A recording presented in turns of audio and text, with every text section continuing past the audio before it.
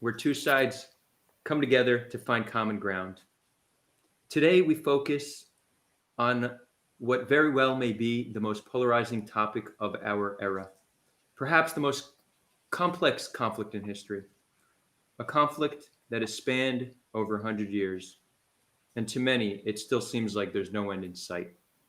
Today, we discuss the Israel-Palestine conflict. Not that that's rare. That's normally what we discuss here because it's so important. Today, we're going to get super practical. Often we speak of concepts like reconciliation and building a unified narrative, which is essential to solving the conflict. But we don't often get into the practical steps, what the solution looks like, how we could reach that solution. So that's what we're going to do today. That's what we're going to discuss. Before I introduce our guests, I just want to remind you all that after this discussion, which will last around an hour, we're going to move over to Discord for an after party where we're going to continue the conversation and where everyone can join. If you don't know what Discord is, join and you'll find out. And there's a link in the description to our Discord. Maybe one of our awesome community members can toss a link in the comment section as well, so it's easy to get to. And feel free to have a vibrant discussion in the comments as well. It's always appreciated. Keep it respectful, of course. If you like what our guests are saying, you can find their contact information in the description. If you like what you see, subscribe. We do this every week. Our goal is to unify people. And if you really like what you see, we have a Patreon where you could support us from as little as $1 a month and help us make more content and do more of the same amazing and inspiring conversations. Any amount is appreciated. So without further ado, it's an honor to introduce our two guests. To my bottom left, Mohammed Khalaf, Palestinian from Jenin, peace activist and a lawyer, a strong supporter of genuine Arab-Jewish reconciliation. He is currently studying conflict resolution and development at Trinity College, Dublin. And to my bottom right, Daniel Edelstein. Is it Edelstein or Edelstein? We'll go with Edelstein. You could correct me. Edelstein. Edelstein. Yeah, you get that way. Many pronunciations. I'm still new at this. Well, I have like 6 months, but fairly new. Daniel Edelstein is a Jewish issues writer, particularly interested in geopolitics, comparative, interethnic conflicts, and Jewish theology. He majored in political science at Brooklyn College and plans to begin law school next year. He has written for the Jerusalem Post and has a blog at the Times of Israel. It's a pleasure to have you, and it seems like we lost Daniel. I hope he wasn't offended by messing up his name. Do you hear me? Oh, do you guys hear me? Yeah, but we don't see I can hear you. This has never happened before. Okay, I hear you guys also. I don't know where my camera is. Daniel, just refresh. Refresh and we should see you. Refresh. Now I see two of you. All That's odd. Interesting. As you all know, these technical difficulties are a common occurrence on the Great Debate because we use a shitty software called BeLive. They have cool features. That's why I keep using them, but it's just a matter of time before I dump them for something better. If anybody has software recommendations, let me know. Daniel, do we see you? Hold on. We still don't see you. Yeah. There we go. You're back. Welcome back. Okay. Bro, you jinxed me with the name. You messed up the name, and then I lost. I know. I was worried that you got offended, and just bounced. So I'm very happy you're still here with us. Cool. It's all good. I forgive you. So we are going to start by discussing what solution you'd like to see to the conflict. And then we're going to talk about practical steps as to how we can reach that solution. So Daniel, we'll start with you. The floor is yours, my friend. All right, yeah. So I wouldn't say that, I could just put forth a solution because, I'm just one person and, it's a country of millions of people. I don't even live in Israel, I live in New York. So, I can't go and just say that because ultimately this is going to be years and years until there's actually any sort of reconciliation and progress. And I'm sure whatever, it culminates to will be something we can't predict. But what I can say is I think the two-state model isn't going to be what the future of the land looks like. And I don't think it's sustainable either, based on things like facts on the ground in terms of the amount of settlers who now live in the West Bank, the fact that I don't think many Jews who live in these areas are willing to forfeit it.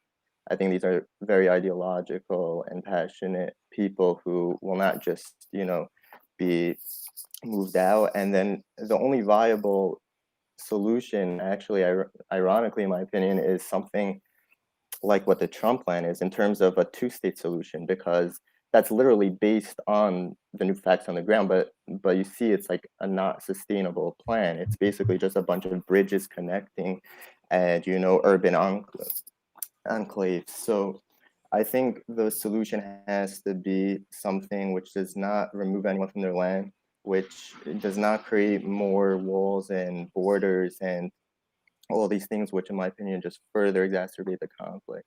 So how that one state will look like is up for question. I personally don't think a sort of sterile one state solution in a Western democratic sense is a good plan for numerous reasons. So I think it has to be a solution which allows freedom of movement and capital, but allows two polities to exist, a Jewish one and an Arab Palestinian one.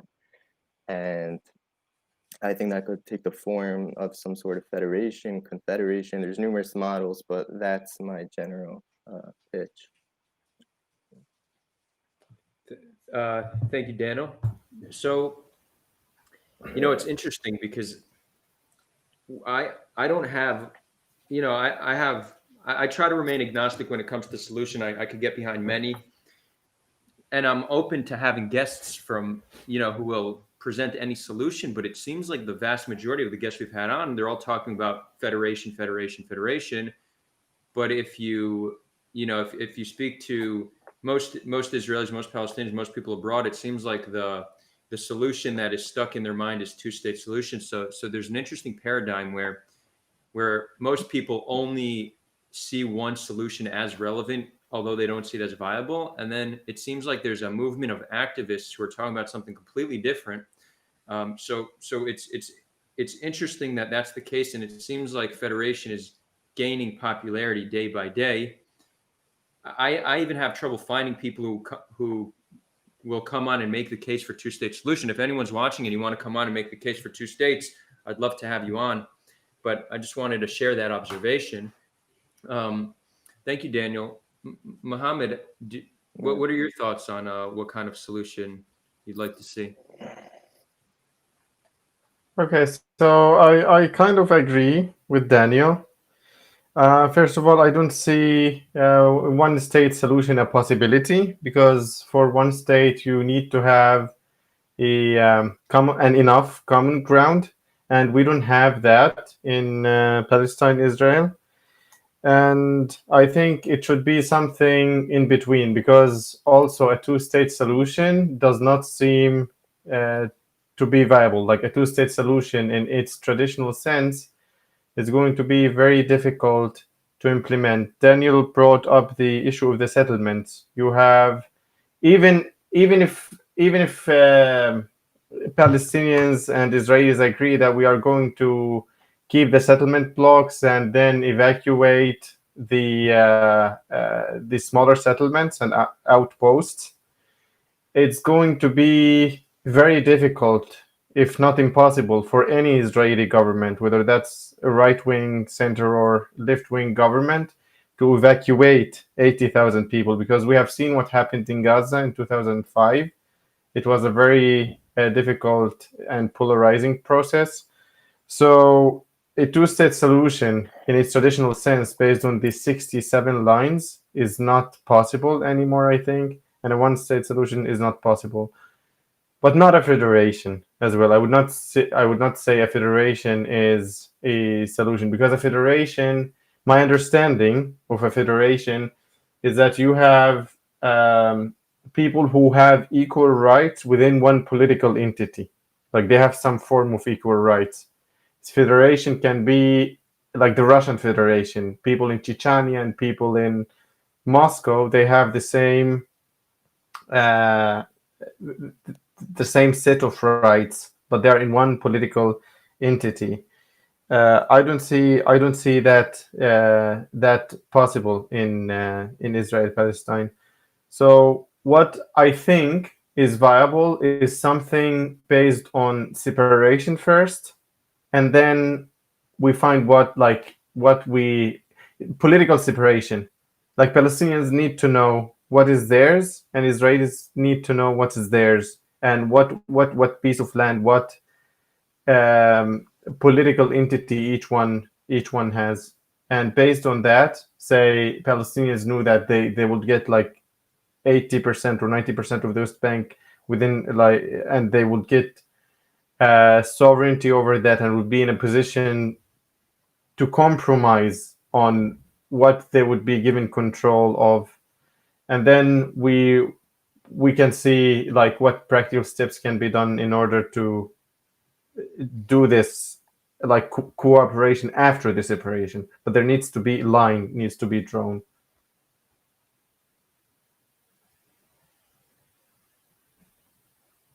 I was muted.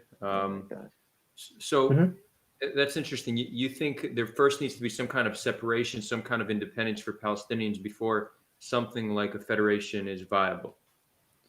Daniel, what are your thoughts on that? I don't know about that specifically, but I definitely agree that there are many issues with the federation. I know someone who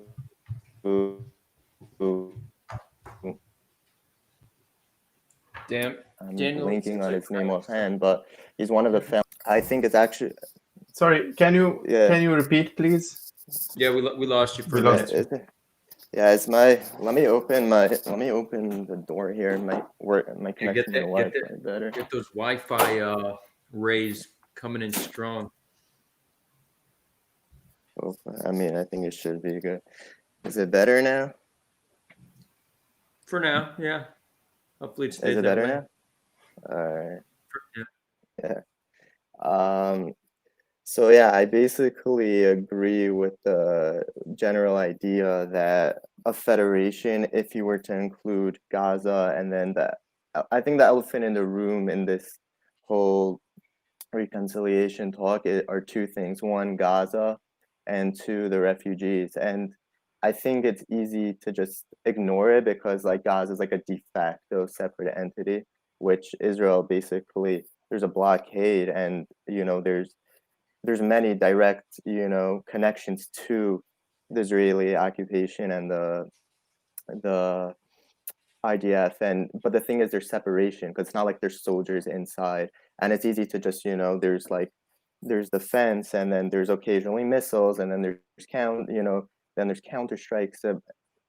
But overall, I think there's like a little bit of pushing aside of Gaza in the public consciousness, and then there's the refugees, which is the case even more so because they're not on the ground. So it's like, why should Israel care about that? Because pragmatically, they don't need to deal with refugees in Lebanon. But the thing is, even from a real politics standpoint, obviously any reconciliation process from the Palestinian side is going to want to talk about this. So now if you have a federation that includes Gaza and right of return, then Jews will be a minority. And I know there are some people on the sort of secular left who are like, okay, so what's the problem with that? And they sort of envision this sort of neutered, sterile Canada or United States, which is just not going to work in any interethnic conflict, because you can't project egalitarian dynamics from somewhere like Canada, United States on interethnic conflicts. It won't work in, between Armenia and Azerbaijan. It won't work in the former Yugoslavia. These people have, conflict for decades. They're not going to just kumbaya the next day and get along. There's so much distrust. And Daniel, did I just cut out again? Hear you. Your video's gone again. I'll continue talking until I'll continue talking until you turn it over. So yeah, the thing is, the federation plan, to the extent that it works. So I know I read the plan, and basically what it does is it's unilateral, and it says not basically doesn't address Gaza or the refugees. Now, I think if Israel unilaterally does it, they could essentially turn West Bank Palestinians de facto into Israeli Arabs, in the sense that the Palestinians in the 67 borders, meaning quote unquote Israel proper, there was an military, presence in all the Arab villages and everything in Israel until the 60s. So it's not like, after the state, they became, loving citizens. It took a while for them to unilaterally be incorporated. And I think Israel could do that with the West Bank if they do this sort of federation plan, but there will always be these outstanding issues that still need to be addressed, and it won't be a proper full justice. So in my opinion, it just works better to have a sort of the benefits of a two-state in terms of preserving the Jewish polity, but also not dealing with what I expect to be non-implementable dynamics in a two-state, and a lot of backlash and just further problems from the Palestinian side. I just don't envision their plight being better in a two-state dynamic. Yeah, I hear you. I kind of do have a follow-up, but I'll give you time to refresh. And I have a Yeah, let question me do for that. Mohammed in the Let me meantime. do that. So Mohammed, feel free to respond to anything Daniel just said, but in addition to that, you mentioned one state, not you think there's too much tension, we're too different at this point for one state to be viable. You don't think two-state is viable either because of settlements, but neither is a federation. So how do we make it work given that dynamic? Is it more of a confederation where we don't uproot anyone from their homes, but I'm just trying to get a better understanding of how you think that would look if you see a major issue with either all three of these solutions. So, what I meant by like this entity that I'm thinking of, I don't have a very concrete plan of that, but it's based on a principle where you have two fully sovereign entities with borders, with lines for each one. Each entity, Israel, there's Israel and there's Palestine, and as like sovereign entities, they work through the issues that can't be separated, like the issue of border security, the issue of Israeli settlers or citizens existing in the West Bank. So this solution is the issue of economic cooperation, the issue of security cooperation. So you have two equal entities, and those entities should reach understandings and agreements on issues that can't be separated. I hear you. So separate what can and what can't. We'll need to, we'll need to work together using that paradigm. Okay, I hear that. Maybe we'll get into a few more details in a few minutes. I do want to hear from Daniel. Yeah, Do I don't cut out. you understand Mohammed's point about Palestinians needing independence before federation is viable, or do you think that's something that can happen even with a federation? I think it could, in principle, happen with the federation. I just don't see both sides agreeing to it or envision it working in an egalitarian manner. Like, I just don't see that a state where one side especially really believes in the Jewishness of the state, and as a sort of security backup for the preservation of the Jewish people. And I just don't see like a 50-50 demographic working equally for both sides. So I would I myself think a confederation idea is better. The thing is, I just wouldn't agree with a confederation that's just okay. Like, you know, there's international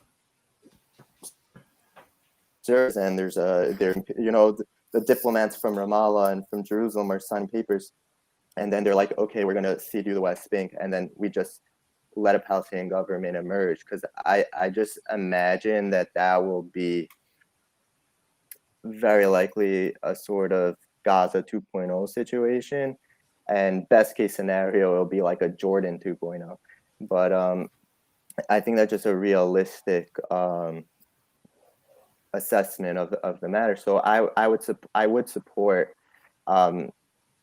Israel sort of unilaterally working to sort of change the dynamics on the ground, where they gradually incorporate the West Bank into a sort of coexisting economy and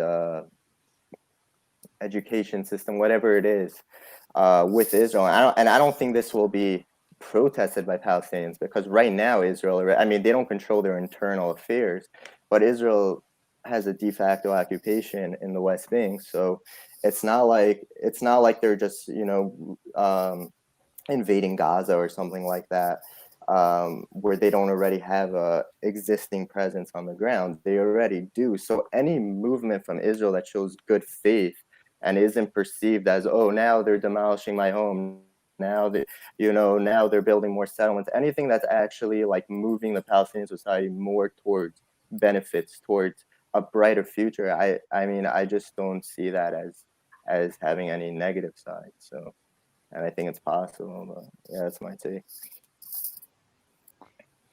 Okay, Mohammed, do you agree with that? Um, I don't agree with the unilateral approach, Yeah. because I think, and I think it's impractical, because Mhm. if Israel acts unilaterally towards certain things, you are going to see a response from the political leadership of the Palestinians, and this is not going to help solving problems, because there's a political like leadership, or there is leaders that represent the Palestinian people, and you should talk to, you should see, you should act in collaboration with. You can't just act unilaterally, because sometimes unilateral actions can bring very negative and very serious consequences. Mhm. Yeah, you know, that's a fair point. You could see that any unilateral action would create some form of resistance from the PA. Daniel, do you see any, like, what's an example of a unilateral move that could be made that you All think right, would?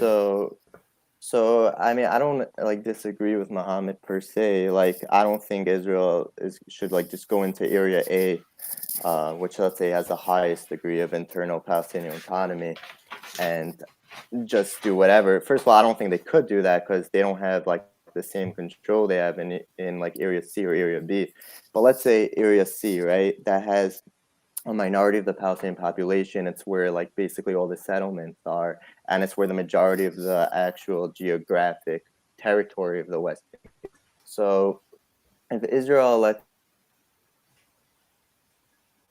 just did anything towards incorporating these areas, then it wouldn't be in a total assessment like completely unilateral, because eventually if the status quo becomes that these areas are now sort of further incorporated into Israel, then the idea is like you could do it in Area B, I think, to a more limited degree, because Israel still has security control over there.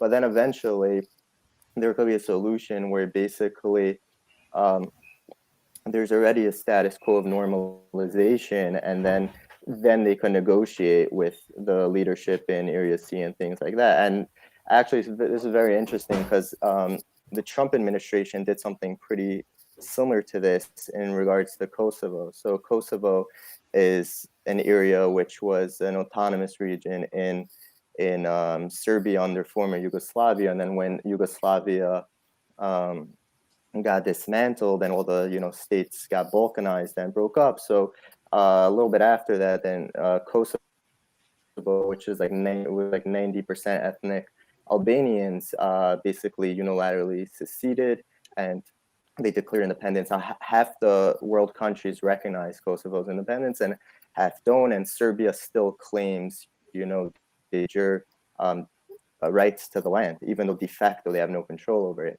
So the Trump administration really recently did like a trade normalization deal between the both sides, where it doesn't require any precondition of, let's say, it doesn't require any preconditions for Serbia to recognize Kosovo, but there's like economic liberalization and freedom of movement and things. I don't know the exact nature of the plan, but the idea is economic normalization. And after that, there could be some sort of reconciliation. And I think there's also these ideas with like states who are candidates for the European Union. A lot of times they have like a lot of Balkan states like Serbia, etc., are also candidates for the European Union, but they have to resolve these issues. So sometimes when you could resolve things like this, then eventually they may be able to like join the European Union together, and then the borders become less of an issue because the EU has freedom of movement. Like I actually wrote in my first article for my Times of Israel blog that like a confederation could operate like the European Union, in the sense that, okay, so the settlers, let's say, are under Palestinian jurisdiction, but only in terms of like taxes and things like that. But they could be Israeli citizens and easily travel back and forth because there's no border. So both populations have the right to live in the other's territory, even if they're citizens of their respective polity. So that's what I mean by unilateral. I don't mean anything negative. I mean, I don't suspect that Israel's able to do something bilaterally with the Palestinian leadership. And this is not to say that I blame the Palestinian leadership, but the bottom line, and I don't think Israel is some like angelic, force of pure good and all that, but they're the hegemony and they have the ability to do it unilaterally. So just me as an observer, as someone who's interested in Jewish prosperity in the area and things like that, I would say that if they do it gradually like that's a sustainable pathway forward. But I don't mean that like in the entirety of everything, it's going to all be unilateral. Yeah, that's mine. And you want to follow up on that, Mohammed, or? Just a small point here. I think that yes, Daniel talked about economic reconciliation between Kosovo and Serbia, and I think this would be a very important aspect of any solution or trust building efforts, because now economics and economy is very, very important, if not most important issue for so many people, and they're willing to compromise politically to a certain extent. The people are willing to compromise to a certain extent on the political issues if the economic incentives are like very good, but not in the way that Trump suggested, or not in the way that Netanyahu suggested, like the economic solution as a replacement of a political solution. But the economics have a great potential. Agreed. Do you all have an idea for something that we can do tomorrow that either government, Daniel, you mentioned that Israel is in a position of more power and they could probably do more. Mm-hmm. Do you have any ideas for policies that can be passed tomorrow that can help begin this process? Yeah, so one thing which is pretty interesting is Yehuda Cohen brings this up. Yehuda Cohen is like a religious settler who's just speak up a little bit. It's a little bit low. Yeah, just a little bit. Yeah. Do you hear me now? Yeah. Is that better? Yeah, cut out a little bit by me too. So Yehuda Cohen is a religious settler in the West Bank, but he's he's like very pro one state solution, like legit, like right of return, this and that. And so in his own consciousness, he has he has a take on the conflict which is like agreeable with the most left-wing Palestinian activists. I totally have a lot of respect for him, but I don't agree fully with his practical solution. But something he pointed out within that paradigm, which I found very interesting, is he basically said, what if Israel just started paying Palestinian Authority, officials, well, not officials, but anyone who works for the PA, give them an Israeli salary. So you're a police officer in the PA, mail them a check that you'll pay to a cop who works in Tel Aviv, and you don't have to take away their PA salary. You just give it to them, and no preconditions. Don't say you have to do this. Just a good faith gesture. For once, the Palestinians will be like, this is a total plus. We're getting a much better salary. We're not having an experience with Israel, which is purely negative, which is not, soldiers or a new settlement that cuts off our, water, land, and all that. Have a positive, genuine experience with Israel.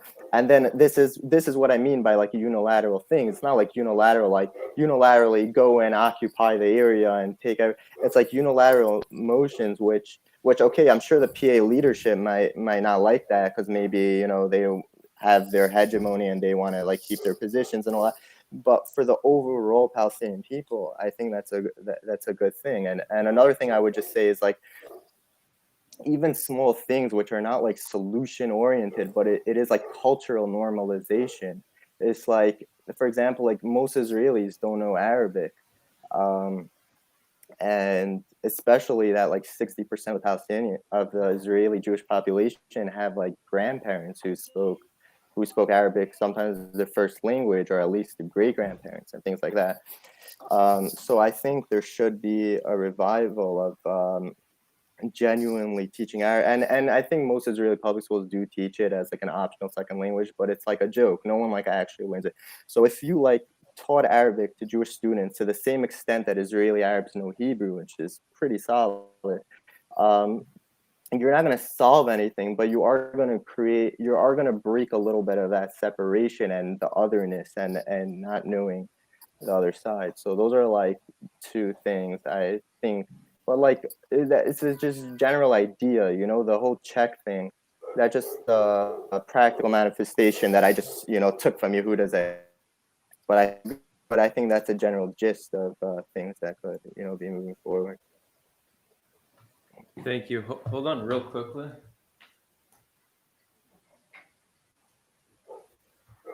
My roommate boiled a potato and he forgot about it. He left, so it started the water, evaporating. What how's he doing? You don't cook potatoes on Thursday night in this apartment. This is time for the discussion. Anyways, quick intermission. First of all, it seems we have a lot more viewers than people who have either upvoted or downvoted this video. So express yourself. I don't care what you do, upvote, downvote, just express yourself. We want to see that expression. Daniel should be back with us momentarily. Mohammad, is there anything you wanted to follow up on? Yeah, I thought like some of the, if we are like at this stage now, if I can talk about the some of the practical steps that can be taken, can I? Yeah, sure. Let's get to it. Okay, perfect. So I think the first thing is like there are things that the governments can do in order to minimize the intensity of the conflict. The first thing is like a requirement from the Israeli side is that Israel needs to draw the lines of like where are your borders? Where are you going to stop? What do you want? Exactly. What is your policy?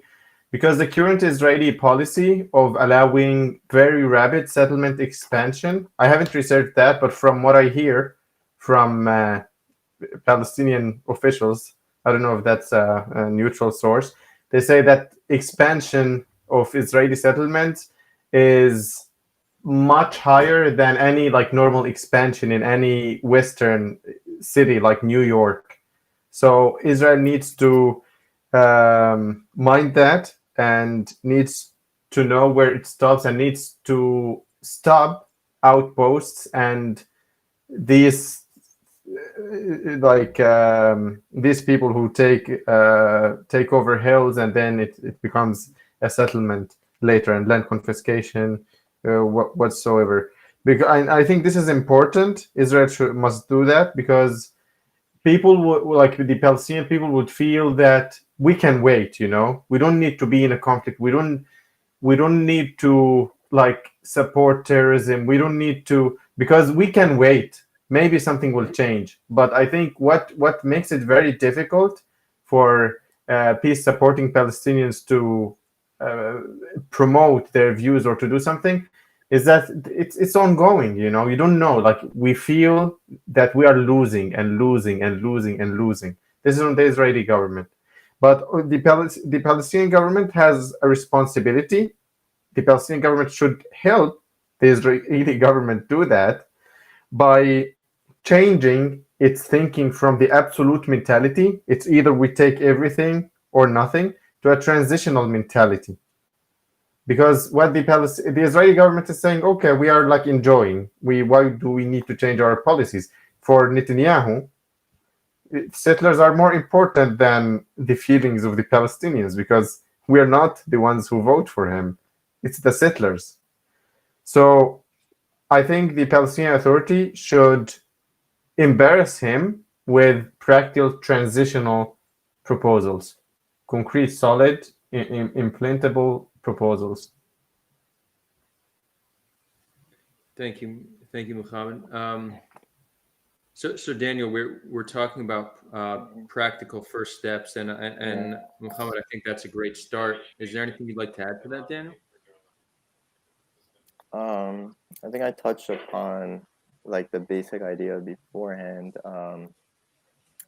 As for drawing borders, the only thing is that what borders will they draw? Because let's say so this also touches back onto the like theoretical confederation model, which is, will the confederation model be like based on 67 borders, and therefore, but the fact that it is 67 borders is not that relevant and not the same concern as traditional model, because hey, anyways, there's freedom of movement and all that, right?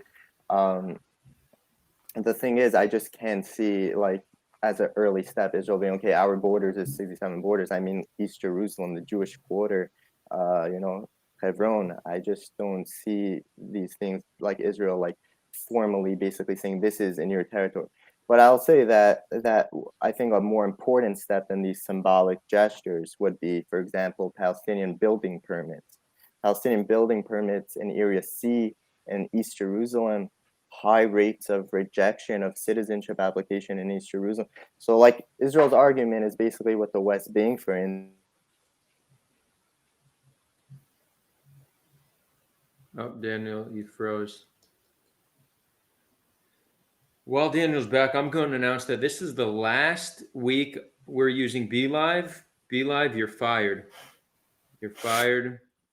And it seems like after this week, Trump is also fired. Time will tell. I wanted to bring up. Hopefully. Oh my God. Looks like it, yeah. I'm so sorry. I don't know, my connection keeps cutting out. All good. All right. All good. So yeah, just continuing where I left off. Hold up, what was the? Oh yeah, so these are, I think, more important than symbolic gestures of okay, this is where the borders are. But within the pragmatic things of what Mohammed said in terms of drawing the borders, I think when people talk about like settlement freezes, I don't know if I like support like a total settlement freeze, but like there shouldn't be. I don't think there should be expansion beyond the main settlement blocks. In my ideal world, there would be able to be like no limit to Jew, and there would be no limit to the Arab population in their areas expanding. It will just, I mean, it would be regulated by laws, like the way it's regulated, here in New York. It's not like there's laws, and so, but I think the main thing, which will be also less controversial, is just approving more Palestinian permits. I think that's better than just saying, okay, Jews can't build in the West Bank. But again, And that will I that meant will eventually be part of it, I think. Go ahead, Mohammed. just a small clarification here. I meant Yeah. when I said like drawing the lines, I meant the lines, not the borders. So people know when I drive in the West Bank, like at the heart of the West Bank, I know that this is like where likely Israel is going to stop. This is where likely the Palestinian entity or the Palestinian heart or the Palestinian political representation, whether it's now or in the future, is going to be. There's a feeling that Israel is not going to stop anywhere. Like we hear, oh, like Israel is building a major road and investing millions for like a road in the heart of the West Bank between near Hawara and Yitzhar and these areas. Like, why are you like these? This is what I mean. We need to know where Israel stops.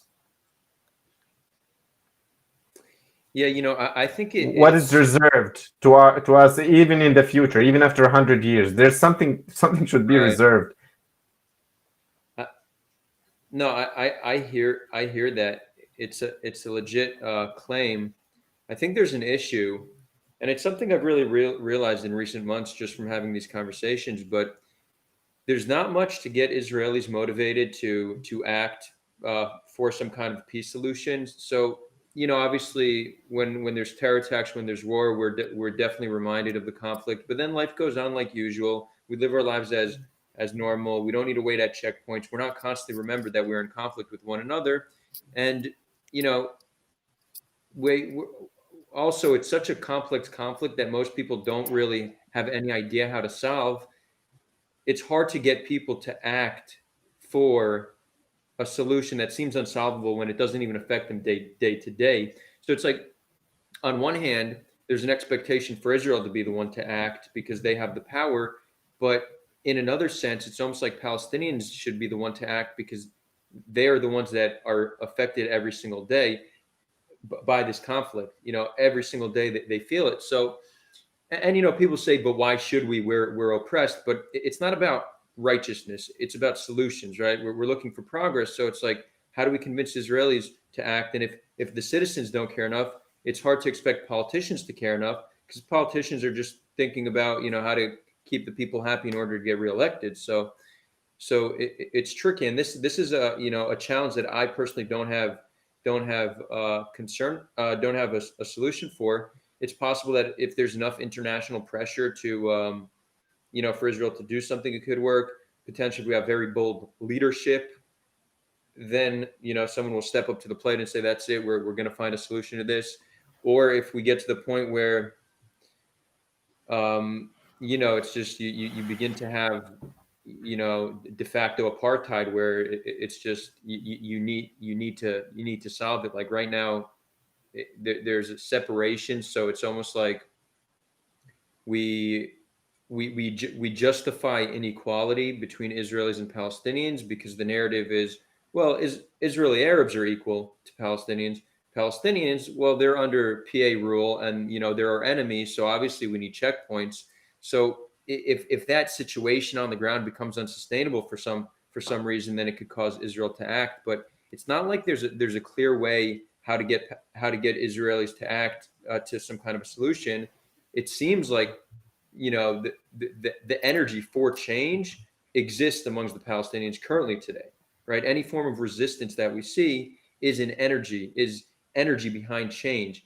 The question is, how can we take that existing energy and direct it in a way that can inspire Israelis and Israel to care? So some would say, well, violent resistance, right? If we're violent, and that will get them to understand that it's unsustainable.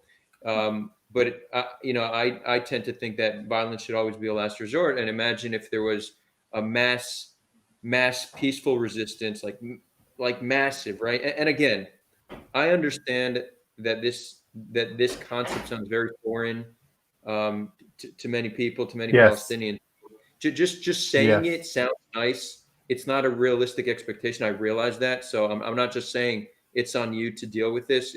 We need to work on this together. But I do wonder how we could take existing energy that already exists on the Palestinian side and direct it in a way that can help revitalize whatever movement for a peaceful solution. And I think we should aim to do it peacefully. Just some thoughts. Feel free to. I think it's a very difficult. Yeah. Oh, my mic just got disconnected. Yeah, Mohammed, like, what do you We hear think you. the main in what I said was? I think it's a very difficult, like when it comes to directing this energy, it's very difficult to see how can this energy that exists in Palestinians be directed towards like pushing or inspiring Israelis for to work for a solution, because as you said, like this concept of peaceful resolution is very is very foreign. When you remember the March of Return from of Gaza, of the Gaza Strip, the idea, the core concept of it was to show the world that like the refugees in Gaza want to return. Okay, but the fact that like it's not in the culture, it's not like something like a peaceful demonstration is not in the culture. When people went and many people got close to the border, they started throwing rocks and stones and jumping over the border. Some of them threw bombs. So I think it's very difficult to know like how.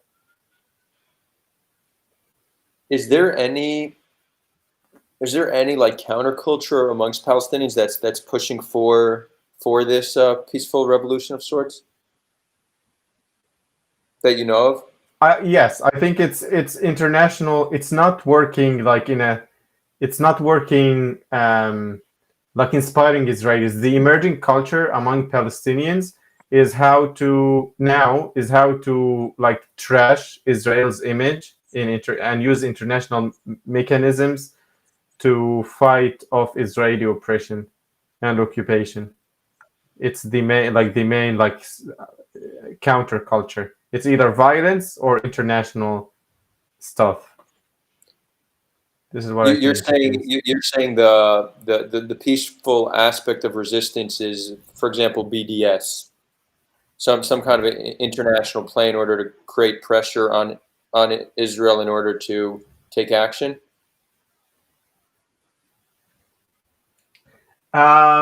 It's part of it. Like Palestinians who are abroad, they're all like pushing for such a things like BDS, like international journalists speaking for Palestine, all of these things. But Palestinians inside the West Bank and Gaza are not really like they believe it's either. I think most of them believe it's either violence or nothing, and now they are choosing nothing. But not BDS and these things, because if you go to any Palestinian house, it's not strange that like to find Israeli products and stuff. They don't like act by the message of BDS. Most of them don't.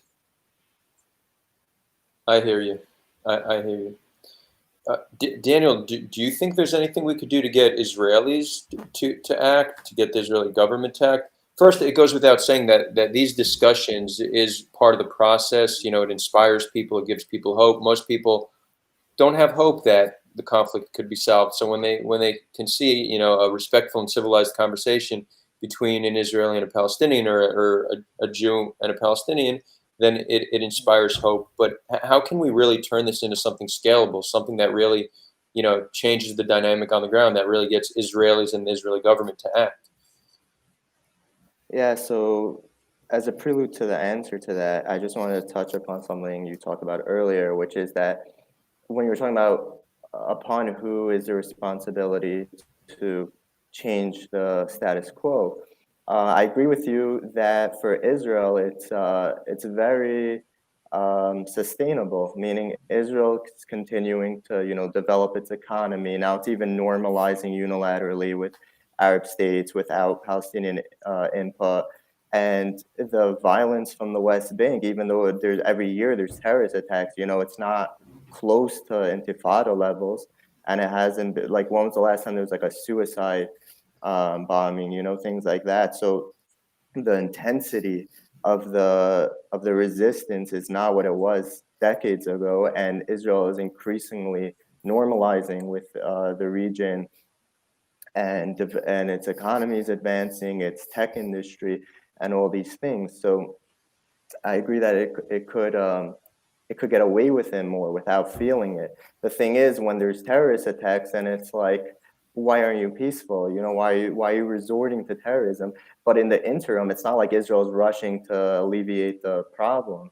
Like, Israel is content, to, again, I'm not saying from the Israeli side there's no basis to say, but like, I've noticed, like, in recent discourse, a lot of the rhetoric is like, we offered the Arabs to stay 4 or 5 different times, and there's all these things. But the thing is, there's obviously for many years been pause and even trying to present the image that anyone cares about. So just to be fully candid and not like go down this kumbaya route, I think we have to be honest about the fact that realistically it might take some destabilizing event for people to act. The only thing is, when there's, let's say, terrorism and things like that, then the Israeli public becomes more reactionary. They become, that's why the left is basically dead in Israel, because I think ever since Begin, and especially since the Intifadas, and the second one specifically, there's just like a lack of trust in like any sort of egalitarian leftist sort of thing. I'm personally not a leftist, but I'm just talking about from, like, let's say, the Israeli public. This is so for instance, as like a cross comparative reference, in the recent flare-ups between Armenia and Azerbaijan, this was a frozen conflict for 27 years, which for the most part has had occasional skirmishes and things like that, but for the most part de facto existed as a stable state, which was just not recognized, but it was like de facto connected to Armenia, and they were living their lives, everything. And then now there was an incursion, and now the Azeri military is like, there's a lot of casualties, but they're gaining territory and they're making advances. And this is like causing a lot of activism. And now, like, a lot of there's like this thing called the OSCE Minsk group, which was like the international organization that was in charge of, dealing with this conflict. And it was just a failure because, like, I was reading an article about some of the failures of it, and it was basically because they had this image of neutrality, which is, we can't, present any solution and let the sides figure it out. And their sides are always pushing for what's best for them. So, and the Armenian side was able to afford to not cede anything. So they were able, but now if there's enough of destabilization and threat, there may be like a push for a solution, which both sides have to compromise for. But it ultimately took an invasion of the Azeri military and many bodies for this to even like reemerge. So I don't think this is happening tomorrow. There's a chance that there may be a lot of destabilization, God forbid, but I could see that happening, which will propel it. But in the meantime, obviously, I don't prefer that being the trajectory. So I think there should be more conversations like this. There should be. I also think it's important to know that like the average Israeli was like living in like Tel Aviv and Haifa and like central Israel. I think they're, like, in my experience, pretty apolitical. Like, I see a lot of, you could see this in the Corey Ask projects, where they go around asking Israel, like, a lot of them don't even have opinions. And I feel like a lot of the most opinionated people are like people in the like American diaspora among Jews, and like Olim who moved to Israel, and West Bank settlers. So there's already a minority of the Jewish population who have like a disproportionate amount of influence of what happens, especially in places like the West Bank, because your average like Sabra secular Israeli is not living in the West Bank. So you already have a small niche where you could like have a lot of agency within that demographic without relying on the like general Israeli public. So I think that's a good thing. So I'm with you on that. So we're getting up on an hour already. Yeah. We're going to take, I guess, 2 audience questions. Then we're going to move it over to the after party. Can someone, can one of our community members please share the Discord link in the chat so people can join and start asking questions? And you will both have an opportunity for final thoughts on air. There will be many other thoughts in the after party. I will bring this up. Food for thought. Adar, are you reading the comments? So, look, I don't multitask well, and my focus in general just is not great. So needing to focus closely on what the guests say and what's going on in the comment section is extremely difficult. That being said, I do make an effort to do so, and it gets easier every week. Literally, I have new neural pathways because of this weekly debate, which is cool. Neuroplasticity, look it up. It's awesome. So yeah, I am reading. I see it. I see it. So feel free to share your thoughts. Oh, and look, we just got a follow up. Oh, you read my mind, bro. We do this every week. We do take some questions, but join the Discord because that's where it happens. Not to minimize what we do here. It's just there. It's a community session. I did see actually food for thought. Food for thought's his name. I'm not saying this is food for thought, but food for thought. Just I did see at the beginning you asked what the issues with a one-state solution is. So let's start with that question, and both of you can share your thoughts. I try to leave the response to just 1 to 2 minutes so we can get another question. Then we'll move over to the after party.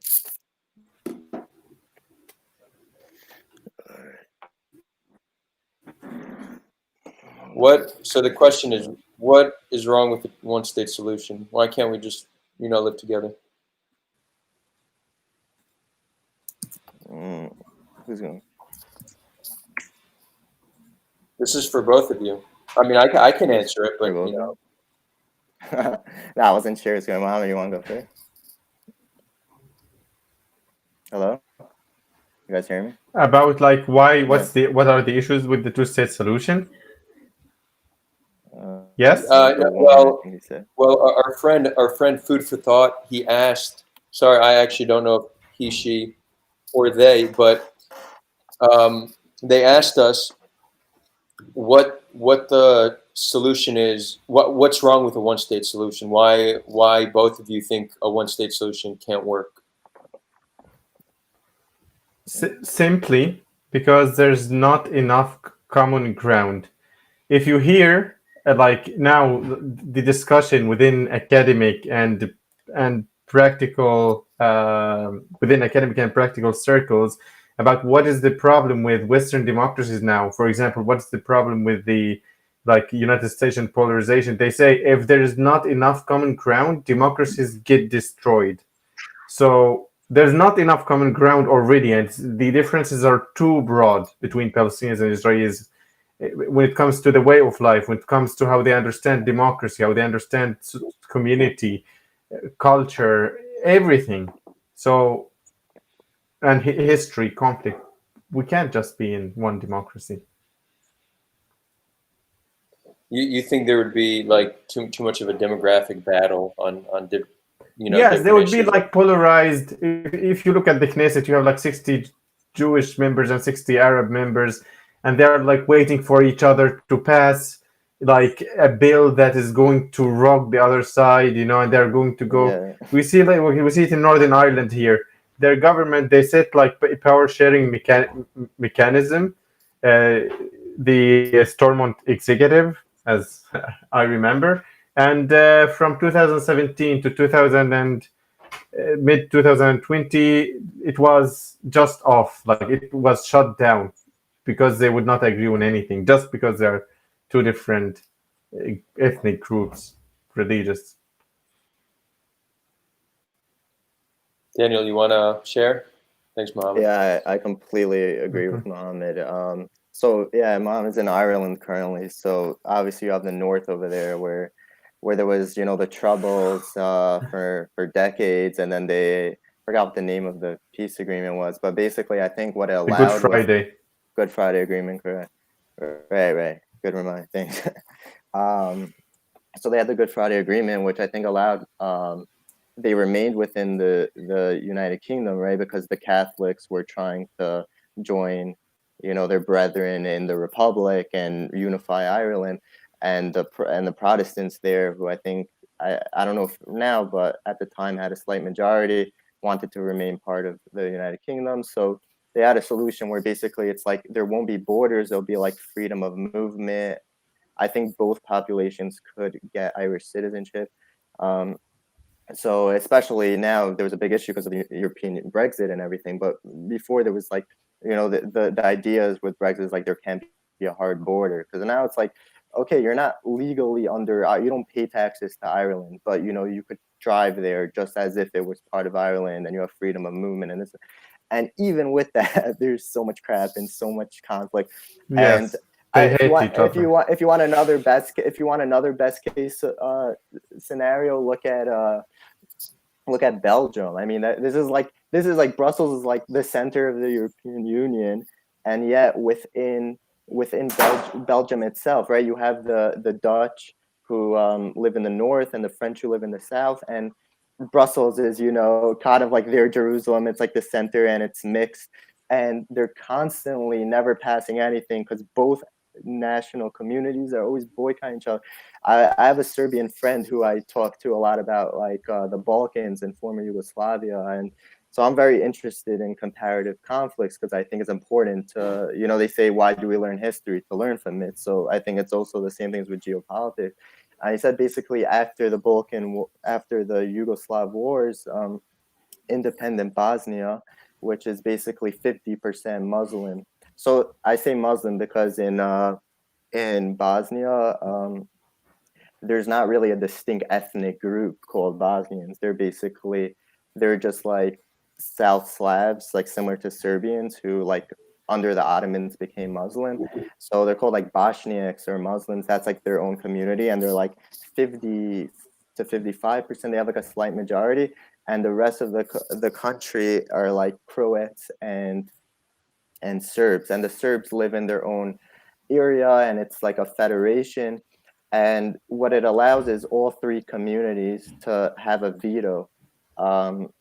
And apparently they're constantly vetoing each other. Like I think the Bosniaks want recognition of Serbia, like that the Serbs like massacred, genocided them, and the Serbs boycott that, and then the Serbs who live in their area, I think it's called Republika Srpska, so it's like bordering Serbia. But it's a de jure part of the territory of Bosnia, and they want to like create a more open border. And then the Muslims boycott it, and then the Croats have their. I think maybe it's actually the Croats. They wanted to like recognize that the Croats had like concentration camps against Serbs in World War II, and they're boycotting it. So there's like. It's you just see in everywhere, even like I said, Belgium, best case scenario, first world country, wealthy, center of European Union, they just don't get along. So how much more so in like our conflict, which is more like, I think the better parallel is like Azerbaijan and Armenia. And they're not exactly friends. What happened with Azerbaijan and Armenia, there was this crazy story, but for example, there was this Armenian and Azeri soldier. I think they were doing a program in Hungary for some international organization, NATO, even though they're not part of NATO. Like, I don't know, maybe it was NATO coordination. And there was an Azeri soldier who went in the middle of the night and just hacked to death and beheaded an Armenian who was doing the program with him. They went by for days, no issues. He just randomly went into his room, and then he went with his axe to another room and was trying to. He was like, their roommates were there, and he's like, I don't want to harm anyone else. I'm just looking for Armenians. Like, he didn't harm anyone else, and he was trying to go to someone else's room. He was going to kill another Armenian on the program, but the door was locked. And this is the more comparable, scenario. Like there was this famous thing with during the second Intifada where two soldiers, made a wrong turn, and ended up in Ramallah, and then there was just a lynching, and then there was like a famous picture where the guy put his hands up, and I would say that when I study these other conflicts, I guess the reassuring thing is I realize that like, I have this like generational thing of like Jews, like everyone's always killing. We're always trying to survive. And, as a grandchild of Holocaust survivor, it's like, this is the mentality. But then when I see these other conflicts, it's like, okay, this is still true. We're still always trying to survive. But like, at least like, it's like rational and this, not rational in the sense that I agree with the logic behind it, but in the sense that I see the psychological human dynamic in these other conflicts. So I personally think that Jews and Arabs are a lot more compatible culturally and theologically. And this is my experience. I've never had an issue, but that's because like I'm aware of the culture. I study, not that I'm particularly good at it, but like I study Arabic and I sometimes talk with people in a little bit of Arabic, and I know a lot about Islam. So like these people, in my personal individual experience, I've noticed that there's a lot of compatibility. I think more so than some of these other conflicts. But on a national level, I just see it more like the Azerbaijan Armenian thing. And yeah, there has to be reconciliation, but in the process where we could breathe and normalize, and not just because it won't happen organically. There has to be some room for separation and breathing, and then like gradual. Yeah. Absolutely. Can I Yeah. like grab just summarize 3 quick steps, what I think? Yeah, well, I want to add one more thing to the one state, and then you can say what you want to say, and that those will be your final thoughts. Just one thing: why one state currently is probably the least viable solution. It's important to understand that no country, no people feel comfortable becoming a demographic minority, going from being a majority to a minority. And part of the trauma that Palestinians have is exactly that. It's being a demographic majority and then becoming a minority. So this is something that's true across the board. No one wants to become a demographic minority, but taking into account that it's not only becoming a demographic minority, it's becoming a demographic minority amongst people who you have 100 years of conflict with, and then add to that centuries of collective trauma from persecution, pogroms, and genocides. Getting Israelis to agree to a one-state solution, which would create a demographic issue, it's so unrealistic. It's not even worth consideration at this point. That being said, after a few generations of peace and living amongst one another as brothers and sisters, then it is viable. But it's not. We won't start with a one-state solution. We could end with it.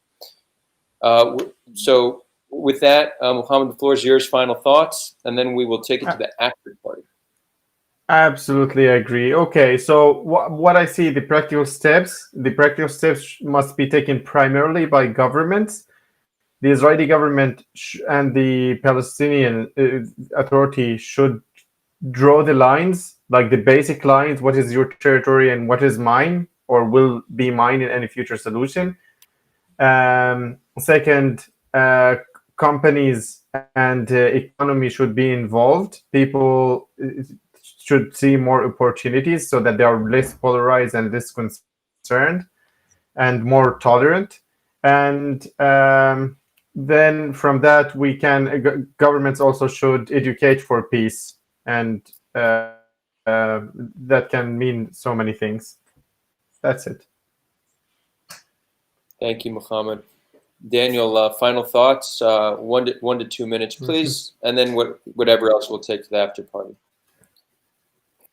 Yeah, I think regarding just my assessment of the situation, I think that's all was already said beforehand. I'm just like looking at the comments on the side. I know there's a lot of them, but there's two comments I just wanted to tie together as let's say my time slot for the final thought. One was someone's talking about when I talked about normalization and all that and paying the salaries. They're like, that was done before the Intifada, and the Intifada and the walls occurred after the Intifada, and this is why there's a separation barrier and all that. And then I don't know if it's the same person, someone else said the solution will start when Arabs start viewing Jews as indigenous to the land. Now, I wanted to tie this in to point out that it is 100% true that that's why the barrier was created. Before that, there were Israelis who would drive into Palestinian cities and go shopping there and this and that.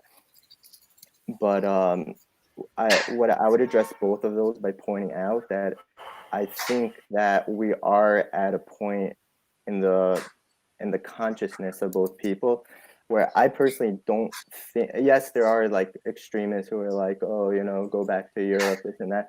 But I have seen a lot of Palestinian activists who recognize Jewish rights. They just say that it shouldn't come at the expense of their right, which often it does by definition. Whereas I don't think that was the perception in the Palestinian consciousness in the early Yeshuv movement, where it was like, these secular kibbutzim that were popping up. And then again, I think it was the reactionary sentiment you talked about, which is human nature in general. It's like when your hegemony is threatened, even if they're purchasing the land, and we could talk about whether that was actually destabilizing, but even if you do it in the most kosher way possible and this and that, like no one is going to agree to having a bunch of, when I say foreigners, I don't mean people don't have like roots there, but like who are like coming from elsewhere into their space. It's just this would occur with any people. It could, the Palestinians could be Japanese or Indian. It would the same exact thing would happen. Sorry, am I still? We still hear you. It's all good. All right, I'm not gonna refresh. And be live is fired. Yeah. So hopefully next time if we do this, it won't keep cutting out. But yeah. Yeah. So where was I on the last thing I was talking about? I just lost it. Oh yeah. So I don't think this. I think when people are talking about what about this and again, I see this happening all the time when I see Azerbaijanis and Armenians. They talk about like all these massacres that they mutually did against each other, Armenia, in each other's territories against the ethnic minority. And I think when people talk about the Intifada and that's why we have a wall and people don't accept us as there, I think these things have been changing for the better. Now, I'm not saying that it's all, kumbaya. It's not at all. But I think that the Palestinian population has already realized that Jews are not going anywhere. And they have to operate from that reality. Whereas I think early on, like before pre-state Israel and until 1967, it was like a complete, like kick them out, this and that. So I would, as for like the wall, I mean, there was a recent story where Israel allowed thousands of Palestinians in, and they were posting videos going to the beach and in Akka and Jaffa and all these places that were in Israel proper, but are had historical Palestinian. I mean, they have extant Palestinian populations even now. So they were going there. And did anyone get stabbed? Did anyone? And then you'll say, don't be naive because there's terrorists every year, and there are. I'm just saying that if a given Palestinian wants to kill, it is going to be able to do it. It's there are like gaps in the wall. There are people who work in settlements every day, and of course they do happen. But the idea that the wall is like the sole thing keeping terrorism at bay, I don't think that's true. And this is, again, I want to just reiterate, it's not me downplaying the historical context and the wall is almost destroyed.